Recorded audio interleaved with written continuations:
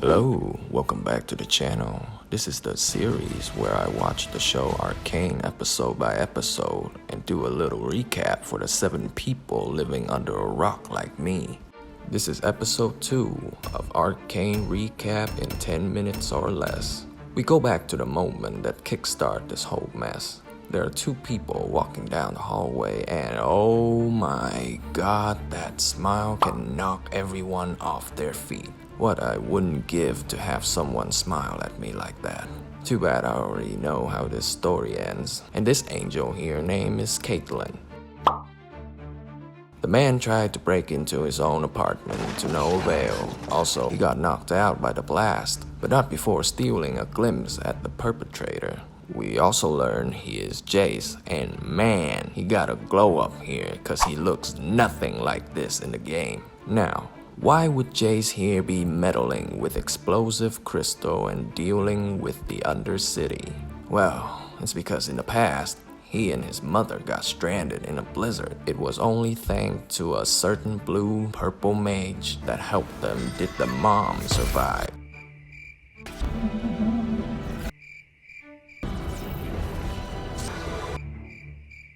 And since that day, Jace is devoted to harness magic through science.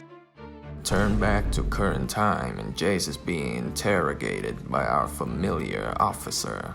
Accompanied her is a ghoulish looking dude with a Russian accent who questioned Jace about these illegal experiments he's been doing. Jace can't come up with a satisfying answer, so he ends up on the naughty list and get a little time out. Later, he get a visit from Heimerdinger, the dean of the academy. Yes, it's the fluffy animal right here. These guys are from the Yordle race, a race that exists only to be a bane in my existence while playing League. While the professor understands Jay's commitment and his good intentions, he's afraid the power of the arcane cannot be controlled, since he once tried it during his 300+ year of life. And he warned Jace to own up to his mistakes before the council, but speaks nothing of magic. Meanwhile, the gang of misfits are laying low at their own little clubhouse. However, the civil protectors outside are acting like the local deputies whenever they see a foreigners walking into their town. They just chuck this dude through a window for disrespecting them.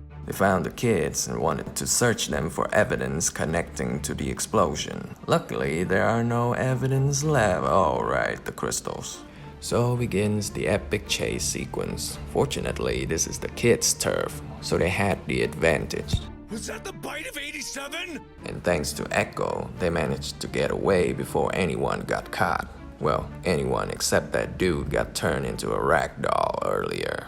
Cut back to Piltover and we get introduced to the council, Madeira, who, despite being the supposed richest person in Piltover, still wants something revolutionary to put Piltover on the map, and she has took an interest in Jay's trial today. We also learned that Jace has a patron, who are Caitlin's parents, and blah blah blah, I don't care. I just want to see Caitlin on my screen. We need to help him. Down at Dawn, the people are tired and they want to fight back, so they come to Vander to convince him to lead them once more. Vander, on the other hand, reminded them that they've crossed that bridge before, literally, and that didn't end well last time, so he objected this idea and asked them to wait for all this to blow over. And typical of these thugs who are used to solving problems with violence, they call him weak. You look weak. While my man here is just trying to protect his kids and preserve the peace. The kids also question why Vander isn't doing anything. Oh well, good thing no one knows about that deal Vander had with the chief officer. Oh wait, damn it, Echo. Vander's gotta deal with the enforcers. So Jay's trial is happening, and oh boy, I would hate to stand trial like this. Every window shut off, isolating from the outside world, and only one tiny light shine above you. It's like only you against the world. Jace pleaded his case desperately, but seems like the majority of the councilmen, woman, animal, and machines has already made up their mind. It was not until Jace's mother spoke up, blaming it on his childish dream. My son isn't in his right mind. What did you say? Did the decision finally roll in his favor? So the punishment is made and he is to be expelled from the academy and go back to live with his mom from now on. Damn, why did Heimerdinger diss him like that though? Jace, however, is devastated to receive this sentence. He felt like he could have won them over had his mother not interfered like she did. Look, Jace, buddy, you've been smoking that arcane dust a bit too much, cause there ain't no way you were gonna win that. Nevertheless, he felt betrayed by his own mom and left to sulk about it. Meanwhile, we get to see the junior officer having a secret meeting with the exquisite gentleman, who proceed to dismantle this young policeman's fragile ego. You see, that's your weakness, Marcus. You carry your chin so high, you fail to see the opportunity below. But wait! There's more! He offers a tip that leads to the kid's whereabouts. Heimerdinger and his assistant is cleaning up Jace's researches. And while Heimerdinger dismissed the idea of stabilizing the arcane crystal, the assistant got a different idea. Returning to the one-eyed gentleman here, and he somehow has gaslit his underling thug to take the experimental drug last episode, under the guise of seizing power by any means necessary.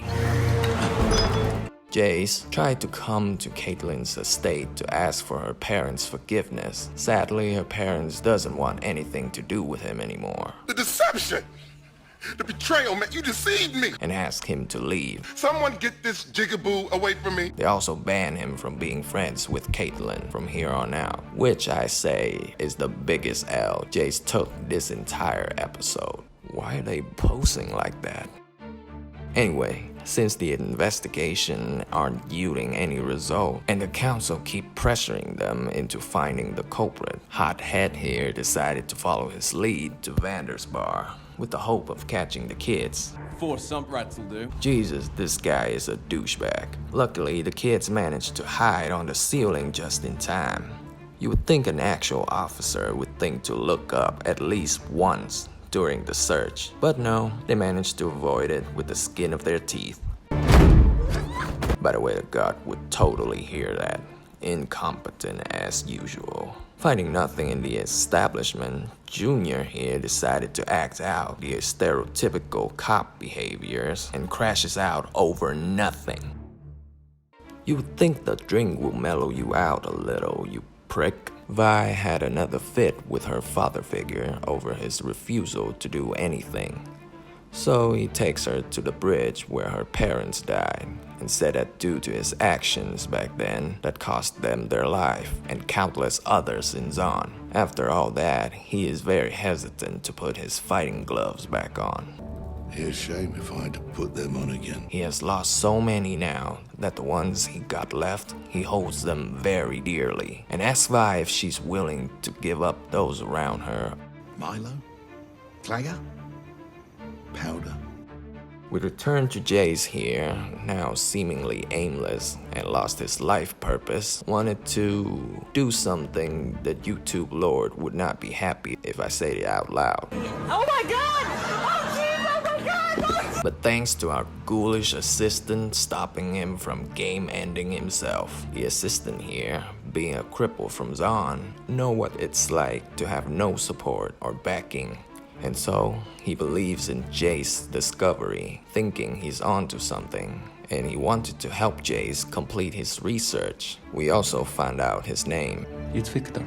And oh boy, Victor, do the future hold something special for you. As the gang prepared their war against the enforcers, Vi left Powder some cryptic message, seemingly hinting she won't be seeing her again. What makes you different makes you strong. Always remember that, okay?